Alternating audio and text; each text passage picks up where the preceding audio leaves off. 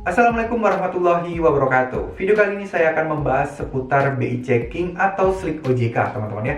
Dimana ini yang menjadi momok atau yang ditakuti banyak orang ketika mereka akan melakukan pinjaman atau melakukan kredit barang atau rumah, teman-teman.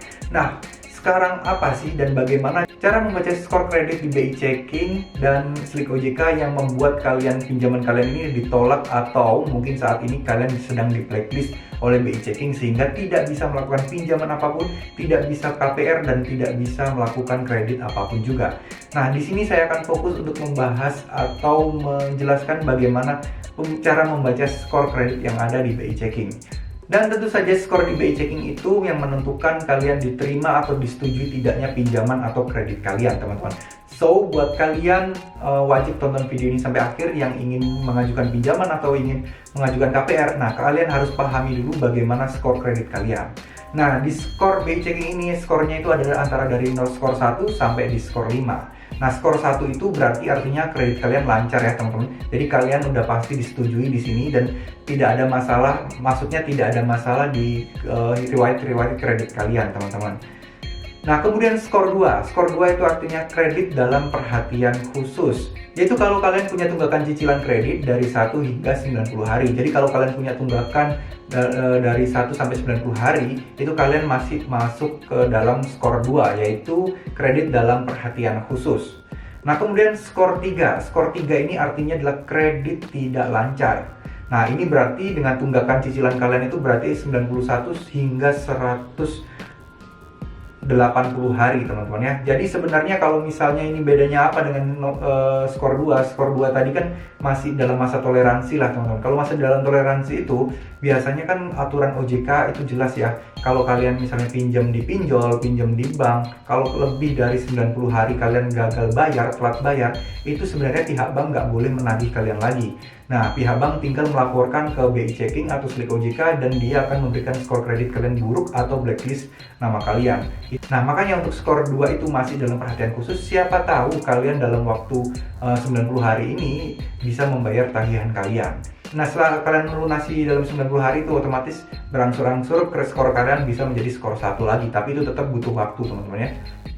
Nah, selanjutnya adalah skor 4. Skor 4 itu kredit diragukan. Nah, ini lebih parah dari skor yang ketiga ya, yaitu tunggakan cicilan itu kalian itu hingga 121 hari hingga 180 hari, teman-teman.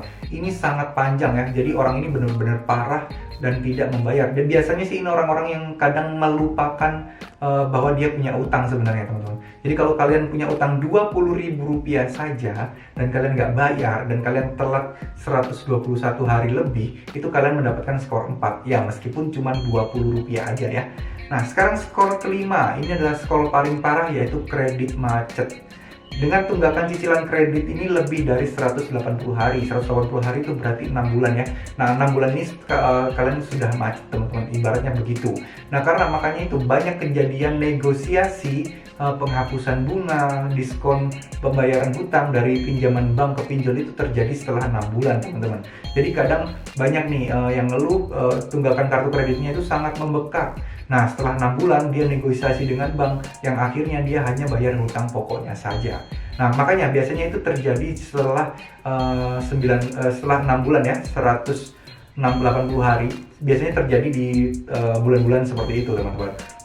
Mungkin ini juga ada berhubungan dan berkaitan dengan skor kreditnya ya. Nah, sekarang dari skor kredit yang saya paparkan tadi, itu kesimpulannya bagaimana sih? Nah, kesimpulannya buat kalian yang masih punya skor kredit skor 1 dan kredit skor 2, itu kemungkinan besar kalian diterima pinjaman itu masih tinggi, teman-teman. Nah, dibandingkan dengan skor 3 dan 5, itu udah jelas kalian kalau masih punya skor 2 itu masih dipertimbangkan lah, teman-teman ya. Jadi pihak bank itu memperhatikan atau pihak pinjol itu memperhatikan resiko kalian bayar apa enggak itu dari BI checking atau slip OJK ini. Dari skor inilah mereka menentukan kalian tuh layak tidaknya untuk mendapatkan pinjaman atau mungkin disetujui KPR kalian. Nah, cuman sayangnya kebanyakan orang itu rata-rata ada yang merasa kreditnya lancar, tapi begitu dicek kredit skornya itu jelek, Nah, ini kalian harus cari informasi lebih lanjut lagi agar kalian bisa menyelesaikannya sehingga kalian bisa menaikkan skor kalian.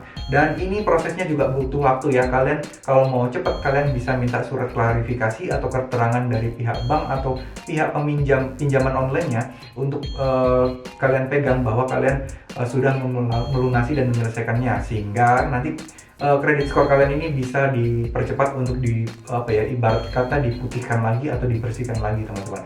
Oke, mungkin segitu dulu video kali ini. Mohon maaf jika ada salah-salah kata. Terima kasih. Wassalamualaikum warahmatullahi wabarakatuh.